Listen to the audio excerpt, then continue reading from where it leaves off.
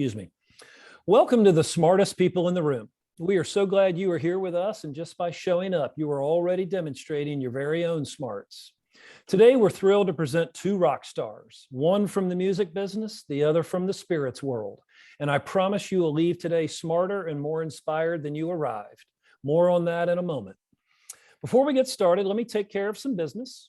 First, to the audience, please feel free to introduce yourselves in the chat window. The reason we do these webinars is twofold. First, we want to showcase really smart people and the amazing work they do day to day in the entertainment industry. But the second reason is a bit more nuanced. Many of you know that I am a music industry headhunter. I place music executives in roles throughout the industry. So by definition and function, I help people connect with companies. In this series, my goal is to help you make more connections, and I invite you to take full advantage of that opportunity. Specifically, I invite you to engage with the speakers and the other attendees in the chat of the Zoom. Please introduce yourselves, share your LinkedIn profile, say hello to your friends, and make some new ones. And please ask questions of our speakers. We will try to address as many of those along the way as possible. Also, please make sure your chat is set to address speakers and attendees. I want to thank our sponsors for without their support, we could not keep this free. Thank you to First Horizon Bank, Turnkey ZRG, Four Roses Bourbon, the Tennessee Entertainment Commission, Lightning 100, Tennessee Brew Works, Moo TV, Jive Printing, Project Music, and Cushmasters. So let's get down to business. In today's host seat, we welcome Fred Minnick. Upon returning home from the Iraq War in 2005, Fred has lived one of the most extraordinary lives, becoming the world's leading whiskey critic and an iconic storyteller who practices the art of no bullshit interviewing with flares of dry wit and sardonic humor. Billionaires, politicians, celebrities, and regular folk fly into Louisville, Kentucky, Fred's home, just to have drinks with the man who's considered the face of bourbon. Drinking with Fred, even on streaming media, is an experience you will never forget. Fred has assessed contestant drinks on Bravo's Top Chef and appeared on Discovery's Moonshiners, CNBC, CBS This Morning, and NPR, and more. He's the host of Podcast One's Hermes Creative Awards Platinum-winning podcast, The Fred Minnick Show, as well as the Bourbon Pursuit podcast and Dash Radio's Minnick Minute. Fred is also the author of Wall Street Journal bestseller Bourbon Curious, Forward Indies gold medal winner Whiskey Women, and was Options B Paramore Films and Spirited Awards World's Best Spirits Book winner called Bourbon.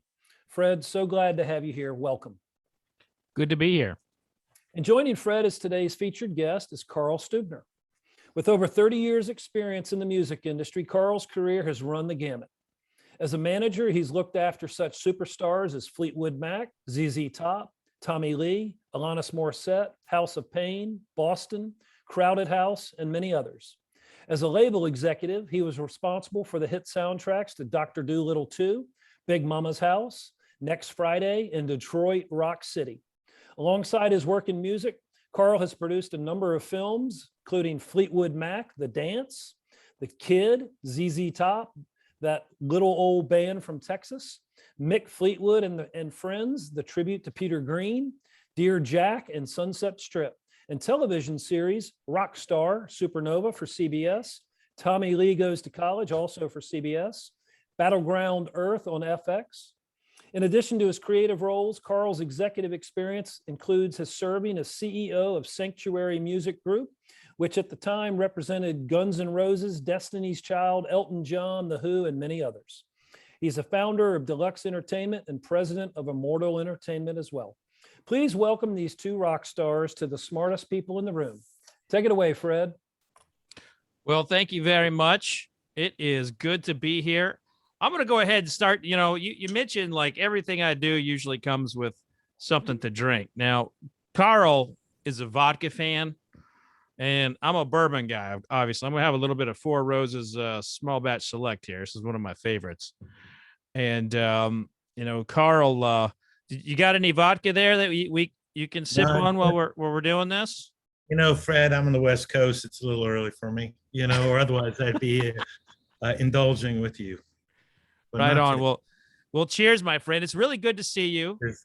I'm excited to be doing this. Thank you so much, Tom, for having us. Uh, I have to start this off by, this is the music industry is how I got into the music industry in a weird way was Danny Wimmer and his team, Clay Bush, who is now my manager, part of Shelter. Carl is my manager as well.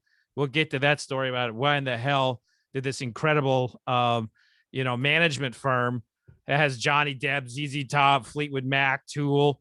Why the hell they have me? I mean, talk about a gamble. But Clay Bush was like recruiting me to help them with a music festival here in Louisville called Louder Than Live. And the first time they approached me was in 2014. I had just got done with this panel of all of these like bourbon people. And we were at a bar. And Carl, this happens sometimes, everybody wants to have a drink with me. So I keep having them. And this redheaded guy with a beard and comes up to me, and this other guy comes up to me, and they're like saying, we're going to throw the biggest whiskey festival in the world. And I think I might've said, fuck off, leave me alone at the time. But I was not I was not as cordial as I normally am. I was just like, I don't want to do this. And then they would call me back, and they call me back.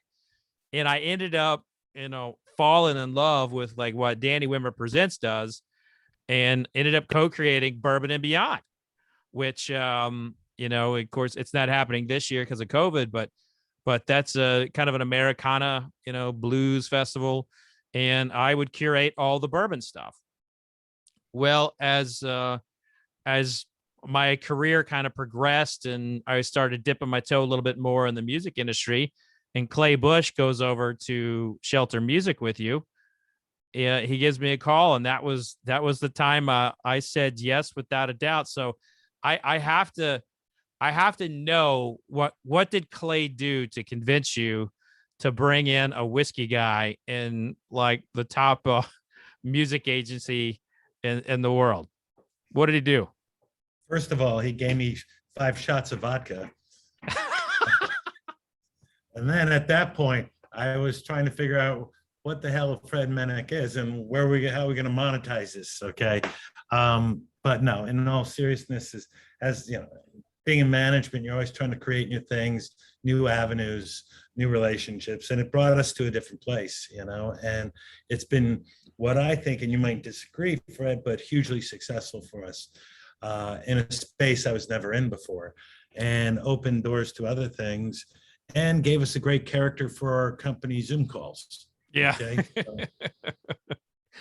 Well, I appreciate that, and it has been an incredible experiment so far, and I'm honored, to be a part of the Shelter, client list, and to bring my little flair. And I was approached by people who manage celebrity chefs several times, and I never wanted to be in that crowd. It never felt right to me, because they all think very similarly, cooking, bartending, stuff like that. I needed a company that would think outside the box, and I'm guarantee you I never would have done an NFT which that's to come, if not for Shelter Music. So this relationship has been nothing but amazing. And I kind of want to, I think the headline for you and Shelter of the last 2 years is quite simply growth. And you all just recently put out another press release with, getting in there again. Yeah. Well, one of the crazy thing is I was doing my management thing 2 years ago today. And I happened to spend some time with Hartwick, who's the chairman of BMG. And I was fine doing my thing, and it was great. I had my acts, and he kept on encouraging me that you and I need to build a global management company that's truly global, because BMG has boots on the ground everywhere. Okay. Mm-hmm. And I said, yeah, it sounds like a lot of work. But he then encouraged me to do it. And so we made this deal where I own the company BMG is a funder of the company. So it's still ours and we don't answer to BMG. Okay. Because I didn't want that. That could affect our clients, whatever. So what happened was 2 months, 3 months later, COVID hit and BMG dumped all this money into my company to develop it. And I called up Harvey and said, dude, I'm sorry, the timing's terrible. You know, projections are going to be terrible. We're going to lose money. You know, it is the way it is. But his commitment, Hartwick's commitment to the concept never wavered. So the money just kept on coming, So what we decided to do was be proactive in what was a reactive marketplace, you know, and I went out and we started finding managers, artists, et cetera, to bring in the fold during a time where they needed a place to go. You know, they needed relief. They needed survival money. So, you know, taking advantage of that, which is, you know, kind of a negative term, but a reality. Okay. We went in there and they, you know, those people took advantage of us by having me be able to take care of their overheads, et cetera. We started, we had prior to BMG relationship, we had, I think, 14 artists and 14 employees. As of this week, we have, I think it's 50 employees and 104 clients, which has all been built during the COVID time. And it's like a great, it's actually a really great story, a heartwarming story, because a lot of people are being taken care of, you know? And what my whole goal was not only to build an truly international management company, but also to create an environment and culture within the in the management company that wasn't competitive and wasn't like, well, that's your client, not mine, or I want that, you can't have that. It was like this whole concept of Rolling Stone magazine in the early 70s or whenever it was, where they're in one room, loving each other, being there for the right reason, the music, okay? They were there for journalism, music. It was honest, it was great. So, and every other management company I ran was really so competitive and so not about the spirit of why we originally got in this business. And so we're counterculture, trying to turn the culture around, and it's worked. I mean, we've got great people here and everyone works as a team. So my experiment is working, at least today, as of today. So, hey, you know, let's go back a year, you know, when we were, I guess more than a year and a half, when the pivots were beginning with bands. What were some of the pivots that worked really well, and what were some of them that didn't do as well as you thought they would? Well, in this last year and a half, you know, the sale of assets has skyrocketed, you know, the multiples, the thirst for it, which became a business that helped us bridge the lack of touring, you know, and also benefited the people that it was right for to sell their assets. One of the things that I've had a tough time doing, and everyone was jumping on the bandwagon, is streaming events, okay? You know, streaming events have never been very successful, or I have never been very successful at streaming events. A lot of it could be the type of clients we have. I don't know what it is, or we were too late getting to it, but you know, it seems like that's going away now that touring is opening up. But I think that the one of the other things we had to really focus on was keeping connected to our fan base, which was really important, to keep them activated. So when we were ready to go up and or put out content, that they were still there. And so we had to be creative in that space, and we did really well. You know, the TikTok thing with Dreams and Fleetwood drinking it and Dogface drinking it, I think was obviously a great song by Stevie, but I think the thing is a guy in my office, Brian Frank, he picked up on it before anyone else picked up on it. And so we were right there when it blasted, and we started working with Dogface, got Fleetwood involved, and then it just jumped, you know? Yeah. And so it's just those little creative things, a lot of luck, you know? But it was definitely a way to learn. But one of the other things that we found that was interesting is that a lot of managers, a lot of people in our business became really passive, you know, and people got scared because it is a scary time, where we kept on driving it. This is a good time. Yes, the sickness is bad, the illness, the COVID-19 is terrible, but this is a good time to sit back, refuel, learn, and rewrite the business plan. And that's what we've been doing over the last year and a half. Yeah, and you definitely see, I remember looking at all the, the shelter clients and like the increase of socials. I also noticed like a push in a little bit of my world, artists getting beer collaborations, working into like the spirits realm of things. Talk a little bit about the importance of, the modern artist to diversify, for lack of a better term, their portfolio of more than just music. You saw that very specifically with shelter clients last year. One of the things is, my first job in the music business was working for a cat named Sandy Gallen, who was a great manager, and it was Gallen Murray back then. And at that time, amongst many other huge artists, he was the biggest manager at the time. He had Dolly Parton, okay? And his whole initiative with Dolly was to get rid of the cycles of the music business, release a record, tour, and 2 years off, or whatever it was. And how do you build the continued growth, okay? And that's by doing these other types of things. So I've always been into finding other sources or other outlets for our clients, whether it was Tommy Lee and the television show, Mick Fleetwood's restaurant in Maui, Tommy Lee's clothing line that went in Macy's and every place, the whiskey line we're doing with ZZ Top, all these things, because you don't want your artist, your client, to live and die off of a cycle of a tour or a record.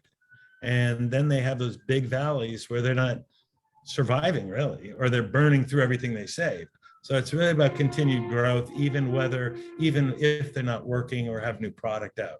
So branding becomes a big issue, and branding with liquors, spirits, clothing, whatever it is something we focus on and have built a very strong department internally here, which, is kind of one thing I didn't touch on, and I'll quit rambling in a second. But, one of the things that we really focused on during the downtime or the COVID time, it was building an infrastructure of backroom services, because we felt that we could no longer rely on the record company, even though there's a lot of good record companies out there and a lot of good employees and all that.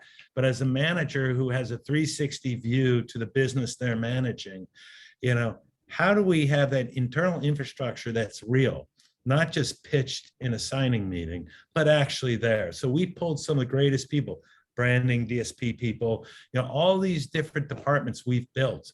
And so in that growth of 14 employees to 50 or whatever I said, I'd say about 50% of them aren't managers and aren't assistants and aren't, clerical. They're all specialists in their given field within our business.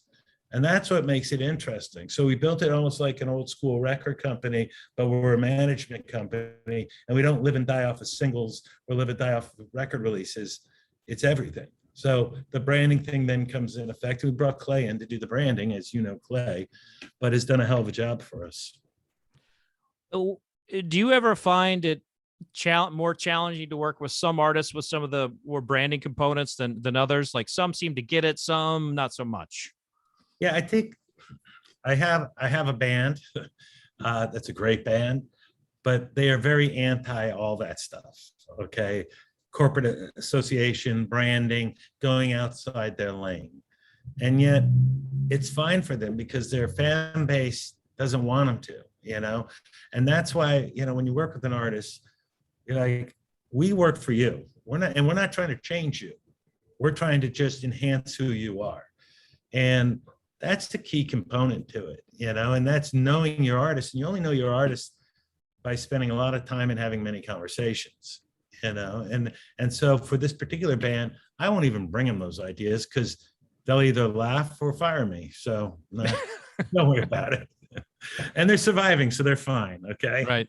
Mm-hmm. Yeah. Your portfolio, you have some of the great, iconic bands of the 70s to 90s. and we're in a time where that music often really resonates with the younger generation. Like my 3-year-old sings Crowded House every single day. He has his microphone and he's singing Fall on Your Feet. He's singing Don't Dream It's Over. And then he wants Hall and Oates or something like that. He's engaged with yesterday's music. And it's almost like the music that is created today is driving everyone to listen to yesterday's music. But we don't always see that translate. The bands don't always seem to translate on like social media, or have that same kind of like modern feel, like some of the people have 15 million Instagram followers. Yeah. Although the music may be listened to very widely, what are some of the challenges to get some of those nostalgic Americana bands to be received by today's youth and the modern world? Right. I think, first of all, before answering that, though, I've always been involved in rebranding existing brands. Mhm. Okay. And I always enjoyed that. I remodel, basically. But what I realized too was we have to develop youth too in this process. And I look at our business like an investment pyramid. Okay. Your blue chips down at the bottom, and the top of the pyramid, smaller space, is your development stuff. Okay. So we don't want to be just known for Crowded House, Fleetwood Mac, ZZ, Godsmack, whatever. We still got to develop it. And I think that with that, it helps connect the dots to get the older bands, or the heritage bands or legacy bands, whatever you want to call them, connected to the youth, because the people around them here in the company are. But what the challenge is a Fleetwood Mac fan, although they have a very broad demographic for a band that age, based on the style, the music, but it's how do you connect the dots to the bands to drive their traffic to you too, socially, okay? For streaming benefits, for just awareness benefits, and that's always a challenge. It's always a challenge, but it's really just trying to connect dots with other audiences to turn them on to. And you look at a band like Fleetwood Mac or ZZ Top or Crowded House, a lot of these kids hear those songs on a radio or streaming or whatever the hell it is, and they don't know it's Fleetwood Mac, but they know that song. So how do you educate the youth that that song is attached to this band? That's the challenge too, and that's what the goals are, is to achieve that. That's absolutely true. And there's also just all these little bitty cuts just put into commercials and movies, and it just like the song, but you're like, I didn't know it was that band. Like when you're talking with someone, is it almost a curse sometimes to have like a song get picked up in so many areas that in places where the artist does not get recognition, like say a commercial? I don't know if it's a curse. I think anytime you get recognition or awareness or eyeballs or earballs or ears, excuse me, right, is positive. It's what you make and tell and how you tell the story, and that's what we are. We're storytellers, the management, the marketing people, all that. And that's how we get to those places. I think, a big song can be a curse to a young band sometimes, not all the time, but sometimes. But if you look at Dreams and the TikTok thing, that wasn't a curse. Our catalog, flourished. I mean, if you look at the Fleetwood Mac catalog since that time, and it was already robust. I mean, we were already the second largest catalog sales in the UK or whatever, Fleetwood Mac. And there's a lot of great catalog bands. It was always there, but it enhanced it even more. You can see from the royalty streams, so that was positive. It's how we handle it though, when it gets that commercial, when TikTok and Dogface became so big, I'm pulling, and we jumped in with Fleetwood doing that thing as he's standing on the back of a golf cart reality in the pouring rain in Maui with one take, because he would have overanalyzed it and tried to make it pretty, but we wanted it, to be just raw. And so we put it out there, and that was it. And then we pulled him out of it. Okay, we pulled, Stevie didn't get involved. We had to pull back from it, or else it looks too self-serving. Okay. Right. And so that could then, give a reverse. So it's all how we handle success, whether it's success in songs, in our pocketbook, whatever it is. It's, as a human being, it's about how you handle success.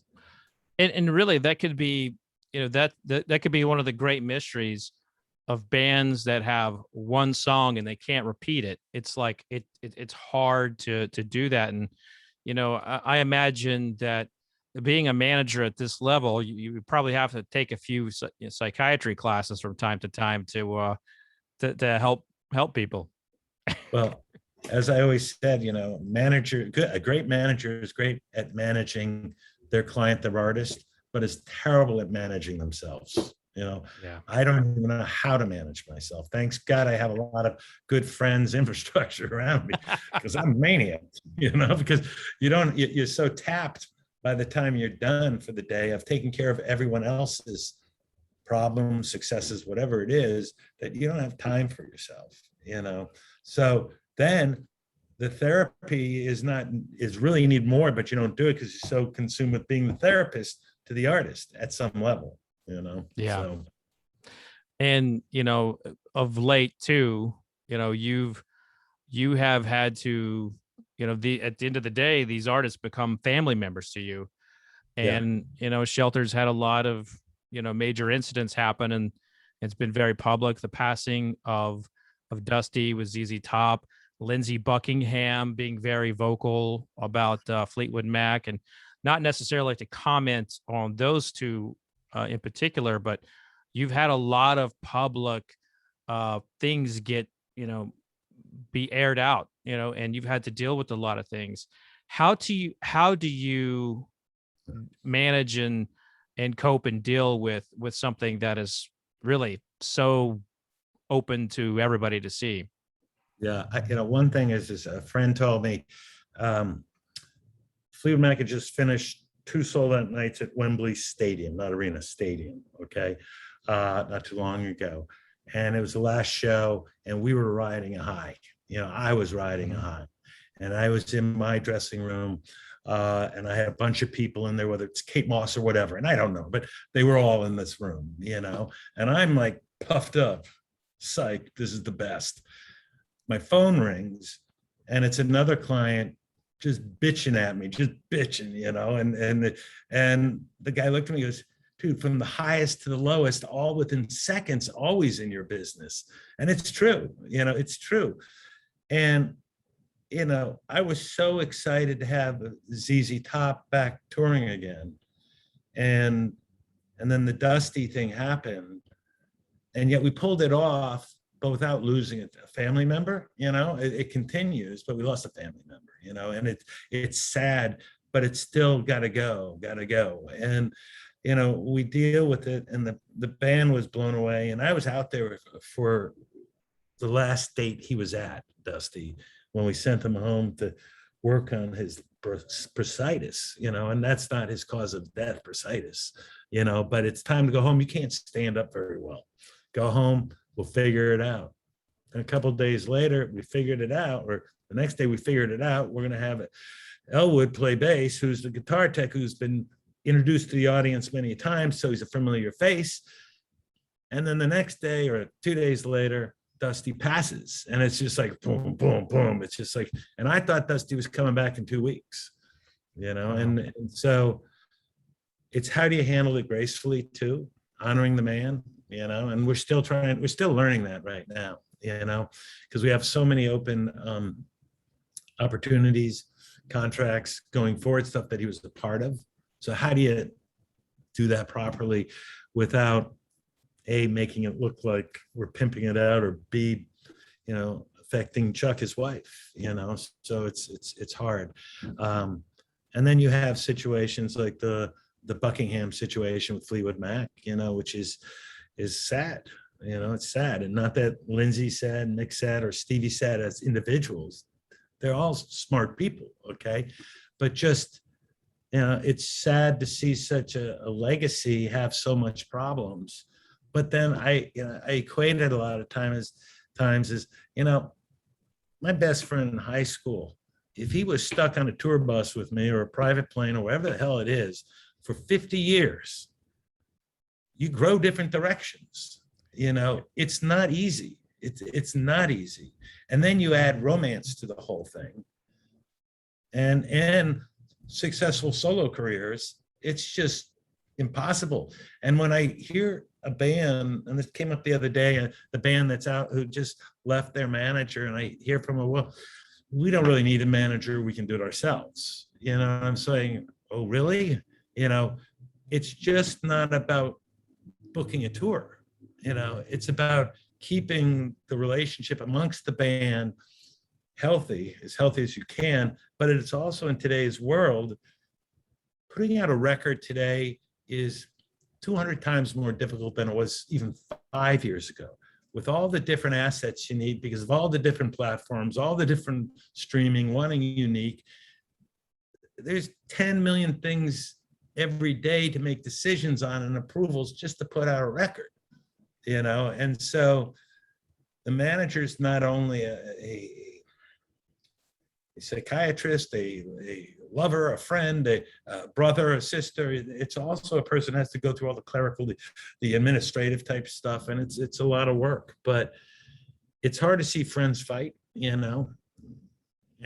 it's a challenge, Yeah. And by the way, a lot of comments in the chat, applauding you for your candor. That I know that this, having this conversation could never be easy, no matter where it's at or whatever. I mean, you're talking about a friend and a family essentially in Fleetwood Mac. And, I mean, you look one at of Fleetwood Mac. I've been with Fleetwood Mac since 1994, I think. Okay. wow. And when Mick signed me as his manager, he was in a band called The Zoo, his solo project. It was doing pretty well. I mean, I think we were at 500,000 records when I signed it.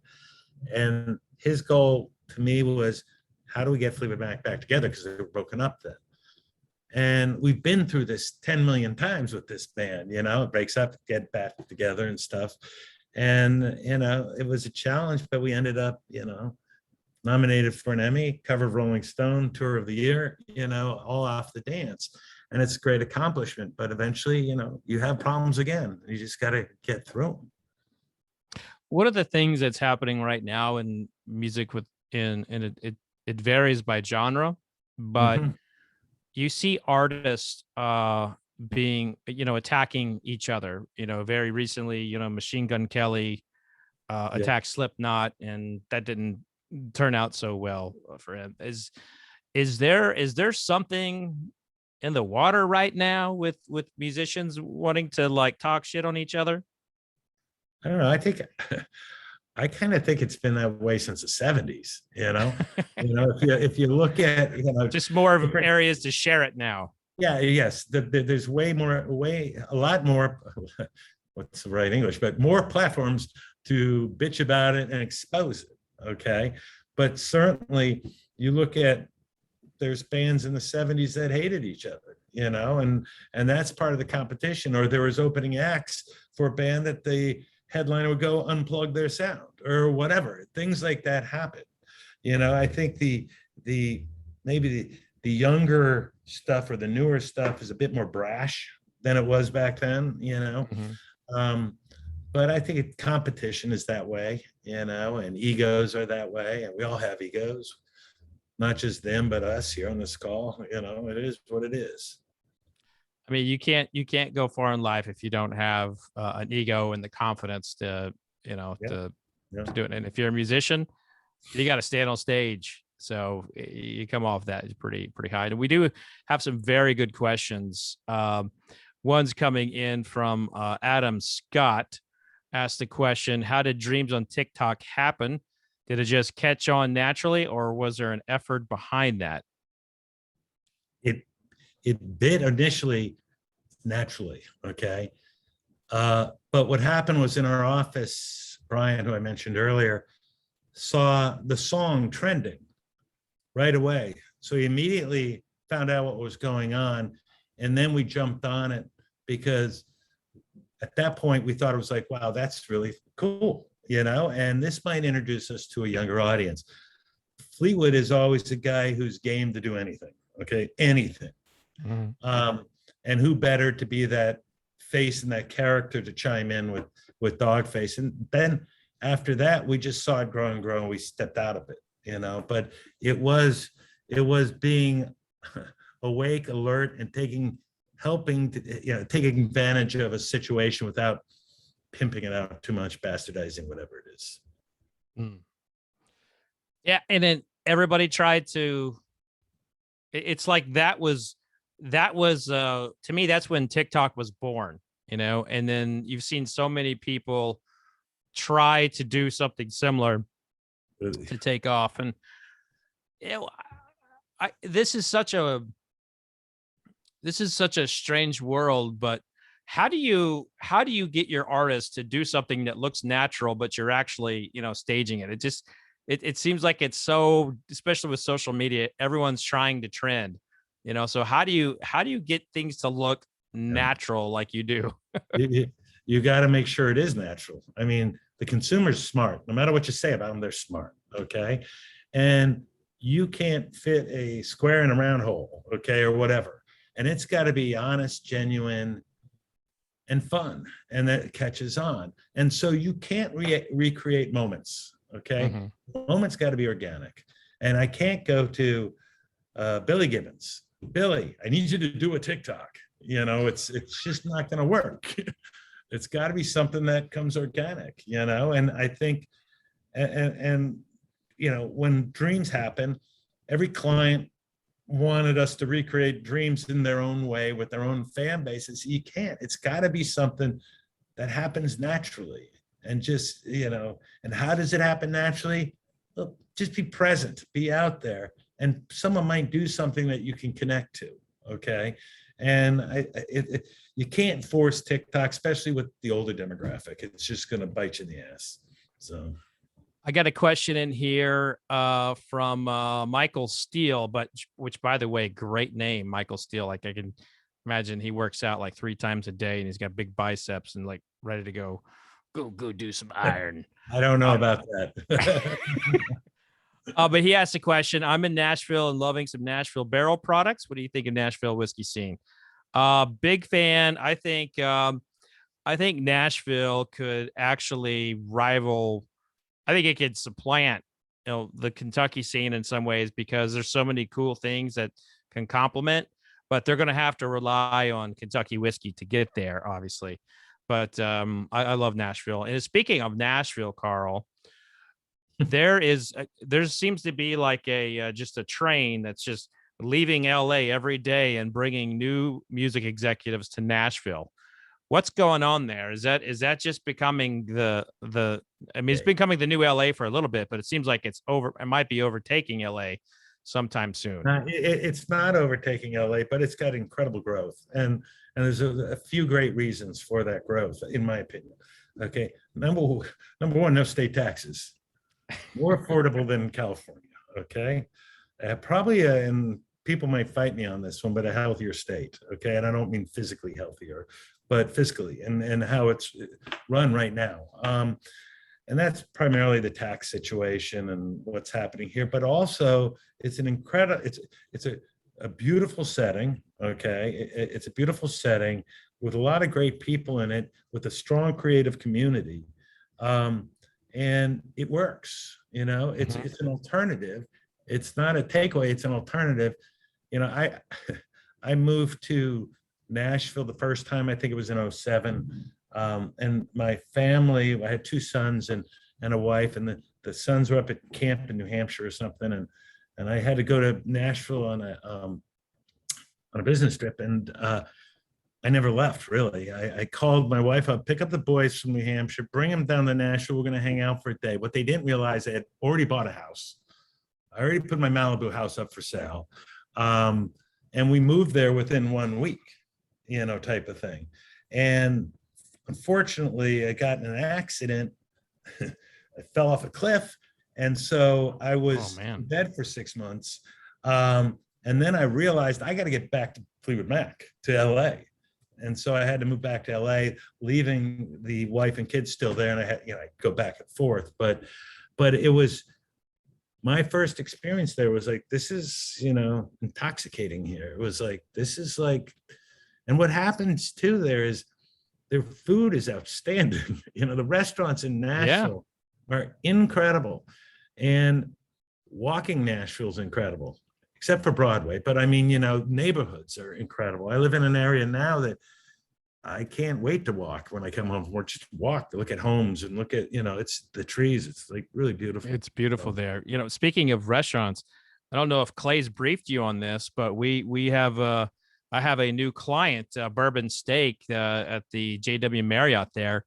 I'm going to be doing their barrel picks, and we're going to have some dinners. It's going to be, and by the way, I haven't announced this at all. So those who are watching this webinar live, you're the first to hear it. And someone asked in the chat, it was Casey Resnick, asked me about the NFT I'm doing. That's also something I'm dropping in here for the first time. I'm doing an NFT, and like I was saying, I would not be doing it if it was not for Shelter Music, and the whole NFT thing is just taking off. It's crazy cool.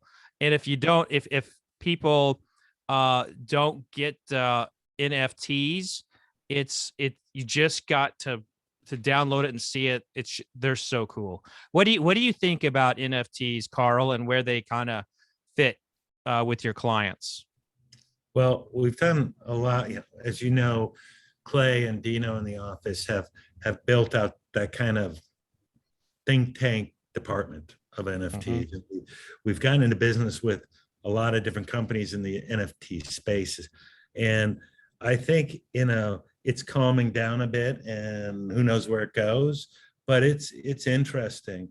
But what I noticed is maybe the older demographics in the music don't do as well, because it's like a kid trading cards, baseball cards or whatever, it's almost that mentality. And does that work with an older demographic? Well, it's certainly with the pop demographic or the R&B, the urban, demographic, and the sports, it's mm-hmm. great. And I think, it'll probably serve you well. I've put out an NFT that did miserably, and I've put out NFTs that done amazing, but it really has to do with the fan base, the demographic, and how you get to the people, or the tie-in with another artist, Right. Well, we'll see. I mean, for me, it's fascinating. The artwork is amazing, and it's an opportunity to tell the story of bourbon in a different way. And of course, Carl is the chairman of the Shelter Music Group, and we have a question coming in here from Mike Godfrey. I think this is a good one for both of us. Do you see the collaboration between musicians and distillers as good for both industries, or is it more hype than motivation? And I think that's my whiskey geek crowd there talking. They see a celebrity, they're like, bah! They're not as excited about it as, say, like a good single barrel, if you will. But I talked about this today for a recording for my podcast, Bourbon Pursuit. I think celebrities in the whiskey game are good if the whiskey is good. And so I'll kind of throw that back to you, Carl. What is a good fit for a celebrity when it comes to these brand partnerships? Because so many people will just put their name on something. And if you're walking into a store, you don't necessarily know, or you buy it and it's not good, and you go back and you're like, you're not getting another one. So what's the perfect partnership there for a musician or a celebrity? Listen, originally that world was a marketing scheme to sell more bottles of something. Okay, mm-hmm. Right? I think in the beginning. And then, and it still is. But I think if there's a real association with artists to the spirit or to the product, whatever it is, then it makes sense.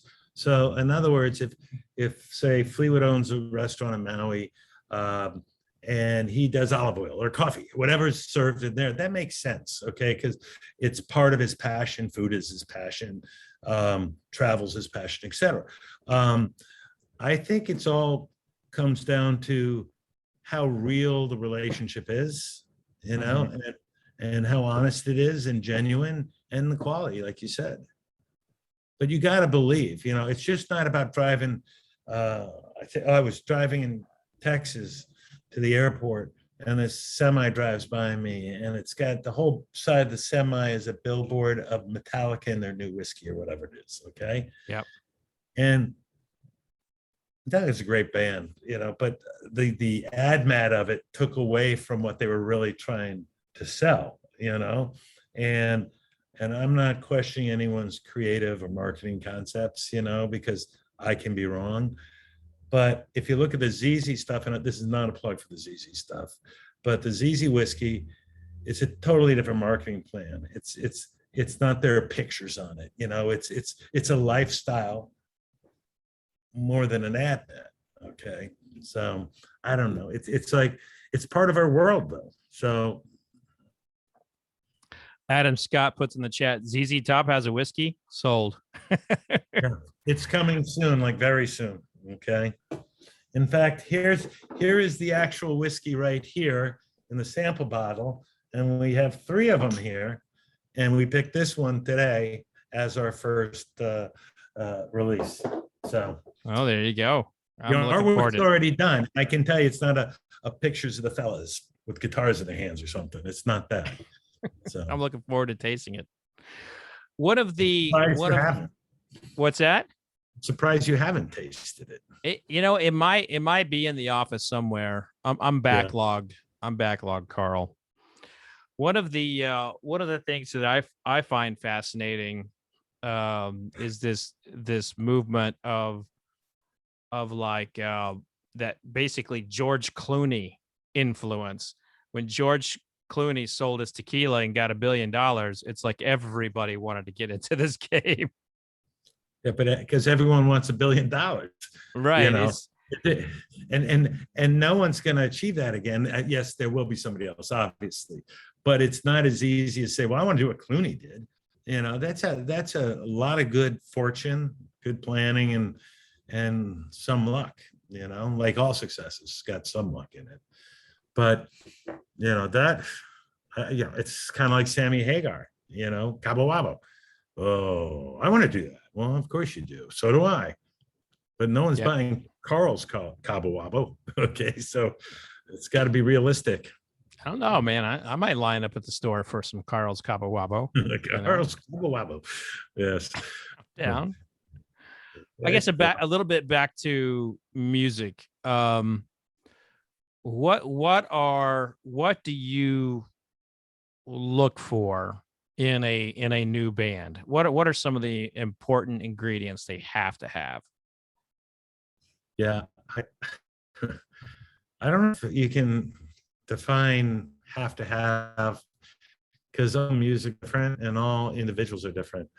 But I think it's all about being honest and being real and being true.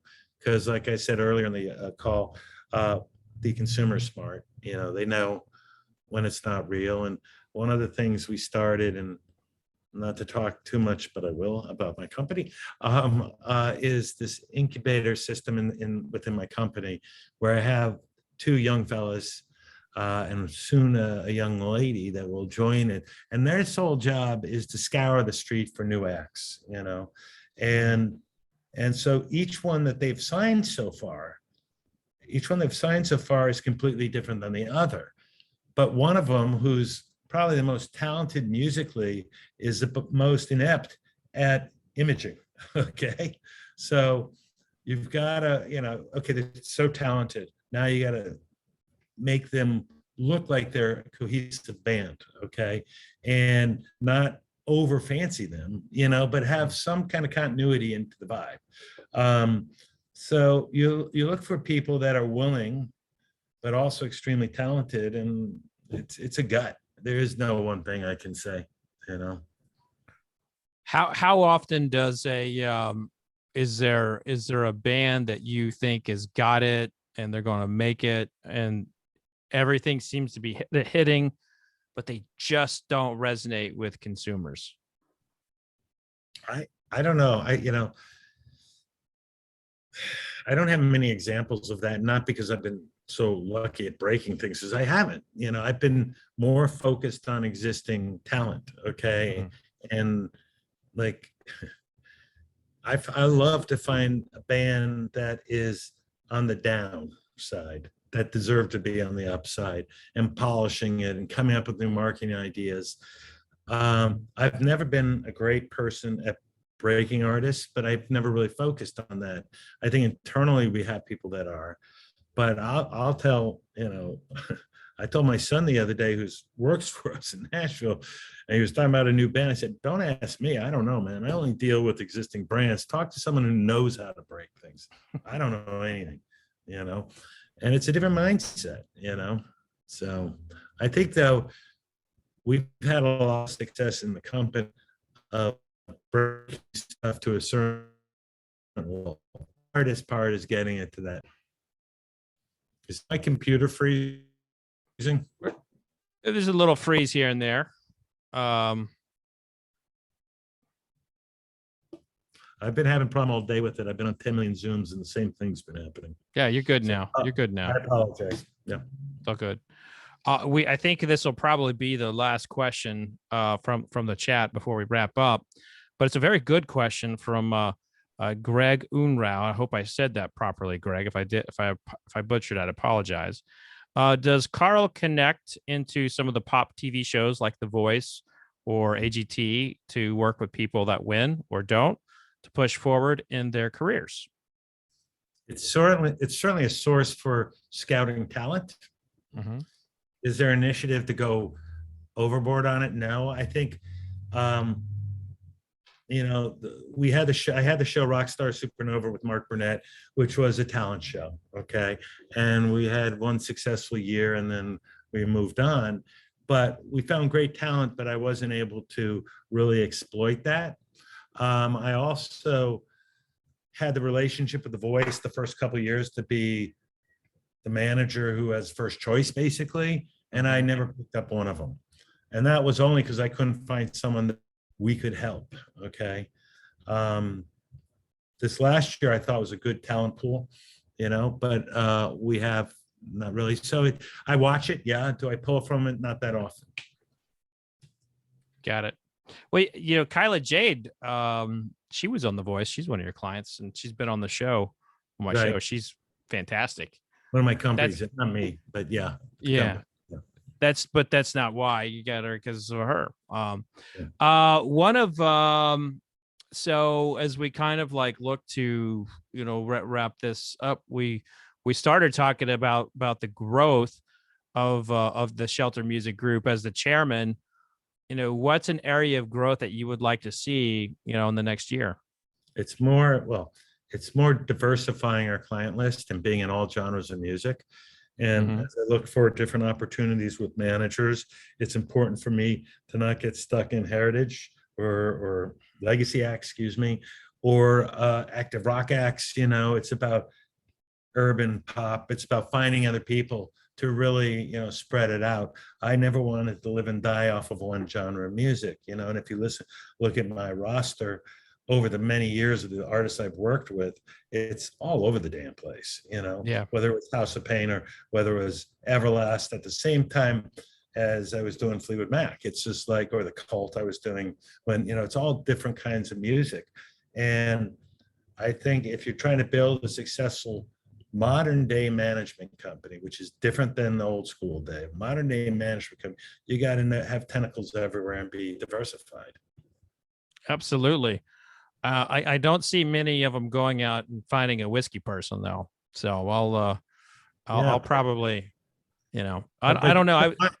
You're the only whiskey person we're ever getting. Okay. So you should feel honored. I'm hugely honored. I was joking with Dino while he was here for Louder Than Life that I'm going to start a band, and we were in the car. He was driving. He's like, I'm jumping out of the car right now. Yeah, I would suggest that, staying in your lane, okay, perfecting that lane, my friend. Listen, you don't want to see me with an instrument. My kids, however, they may have a future in music, but that's a long way away. Oh. Well, Carl, man, it's always a pleasure hanging out and just, chatting and, catching up. But I remember meeting you in Las Vegas for the first time. I think it was the last show Fleetwood Mac played on that tour. Yeah. And it's been so fun for me to see you grow and everything that you all are accomplishing. And you've got an incredible team and one of the greatest parts about being the smartest man in the room or smartest person in the room is building a good team. I learned that when I was in the military, and I see it every single day in my life of business. And as we kind of close out, how do you find such great talent in the management community? Because you have nothing but rock stars at Shelter Music. Listen, I have some employees, partners, whatever you want to call them, that have been with me for over 20 years, and it's once again building a proper culture where everyone feels safe at home and know that we'll watch each other's back, and we won't, hoard business. And then that word gets out and people come. But it's also, I don't want to be in business with people I don't love, and that's an exaggerated term, but love. I want to be around people that I want to be around 24/7. And if you do that, the cream rises, and it's great. It's also really easy to be the smartest person in a room when there's only me in the room. Okay. Has anyone ever said that on this show? All day long, I'm thinking of the title. So I'm not the smartest dude in the room. Oh, yes, I am. I'm the only dude in the room. This is cool. I'm the smartest. So, Tom, has anyone ever asked that? Actually, no. And you guys have proven once again that you too are the smartest guys in this room. That's right. Very good. Fred, are you wrapping up? Yeah. I mean, I as I kind of, I really, you covered a lot of my stuff, but, the things that I have cooking and the things that, Shelter are doing are intertwined. And, some of the stuff I'm really excited about is my private in-person, tastings, like picking up again. So like musicians, their stage, they're playing. On my stage, I'm drinking whiskey with you. And that has been my booking. It's been phenomenal, and Shelter's played a big role in that. My agent, the TKO, Andrew Goodfriend, has been he's been an animal out there booking private gigs for me. And this team I have for what I do is I'm so glad I didn't sign with people who represented celebrity chefs, because they could have never worked as hard and pivoted as strongly as Shelter Music did for me. Okay, well, anyone who interviews Peyton Manning is a winner in my mind. Yeah. Okay. That's amazing. That was a good interview. Yeah, I love that one. So right on. Well, guys, to both of you, let me simply say thank you very much. Fred, thank you for your service to our country. Thank you for your service to the bourbon industry. By the way, Carl, I have no musical ability whatsoever, but I got plenty of talent in the bourbon world. So Fred, maybe you and I can work together in the future. But seriously, on behalf of the audience, I just want to say thank you. Carl, some of the wisdom you've shared today is music business gold. And a lot of the audience has already benefited from hearing your words of wisdom. I want to encourage you guys to keep doing great work. I want to encourage you all to stay safe and healthy. Get a shot if you haven't gotten it. I got my third one yesterday, and I hope everyone listening will do the same soon. And with that, I'm going to sign off and just say thank you, thank you, thank you. Right on, Tom. Thank you. Right on, man. Rock and roll.